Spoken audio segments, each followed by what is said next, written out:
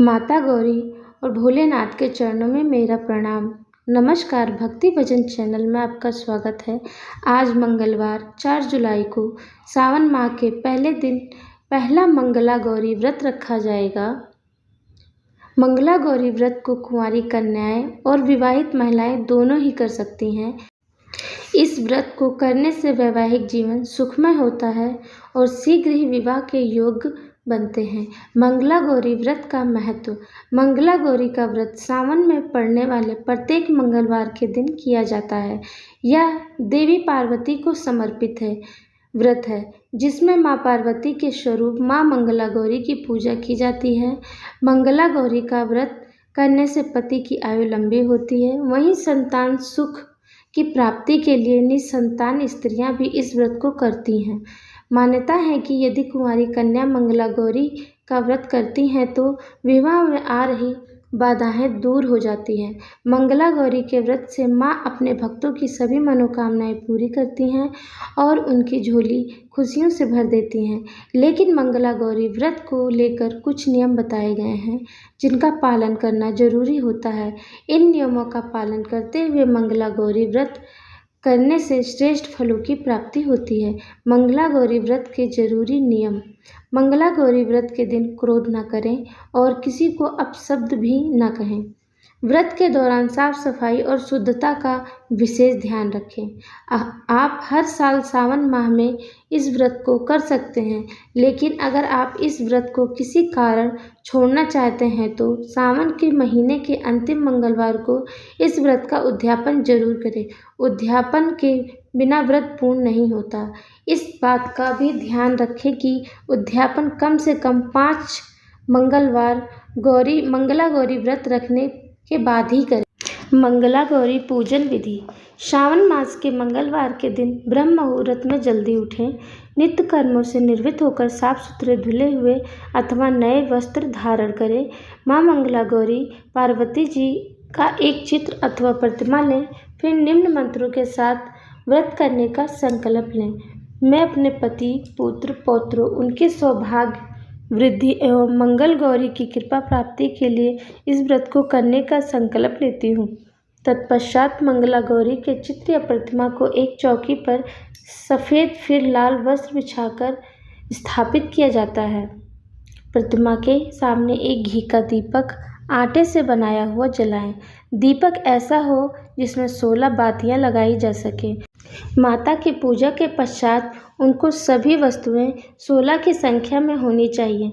16 मालाएं, 16 लौंग, सुपारी, इलायची, फल, पान, लड्डू, सुहाग की सामग्री, 16 चूड़ियां तथा मिठाई अर्पण करें। इसके अलावा 5 प्रकार के सूखे मेवे, 7 प्रकार के अनाज धान्य जिसमें गेहूँ, उड़द, मूंग, चना, जौ, चावल और मसूर आदि चढ़ाएं।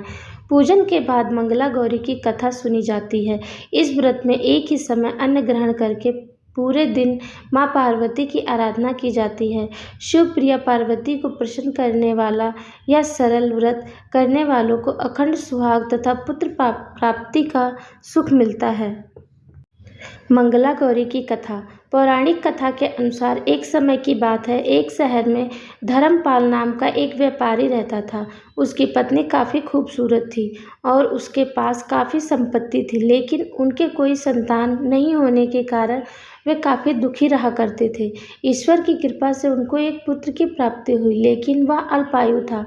उसे यह श्राप मिला था कि 16 वर्ष की उम्र में सांप के कटने से उसकी मौत हो जाएगी। संयोग से उसकी शादी 16 वर्ष से पहले ही एक युवती से हुई, जिसकी माता मंगला गौरी व्रत किया करती थी। परिणाम स्वरूप उसने अपनी पुत्री के लिए एक ऐसे सुखी जीवन का आशीर्वाद प्राप्त किया था, जिसके कारण वह कभी विधवा नहीं हो सकती थी। अतः अपनी माता के इस व्रत के प्रताप से धर्मपाल की बहू को अखंड सौभाग्य की प्राप्ति हुई। इस वजह से धर्मपाल के पुत्र ने 100 साल की लंबी आयु प्राप्त की। तभी से ही मंगला गौरी व्रत की शुरुआत मानी गई। इस कारण से सभी नवविवाहित महिलाएं इस पूजा को करती हैं तथा गौरी व्रत का पालन करती हैं और अपने लिए एक लंबी, सुखी तथा स्थायी वैवाहिक जीवन की कामना करती हैं। जो महिला उपवास का पालन नहीं कर सकती, वे भी कम से कम पूजा तो करती ही हैं। इस कथा को सुनने के बाद विवाहित महिला अपनी सास तथा ननद को 16 लड्डू देती हैं। इसके बाद वे यही प्रसाद ब्राह्मण को भी देती हैं। इस विधि को पूरा करने के बाद व्रती 16 बाती वाले दिए से देवी की आरती करती हैं। व्रत के दूसरे दिन बुधवार को देवी मंगला गौरी की प्रतिमा को नदी या पोखर में विसर्जित कर दी जाती है।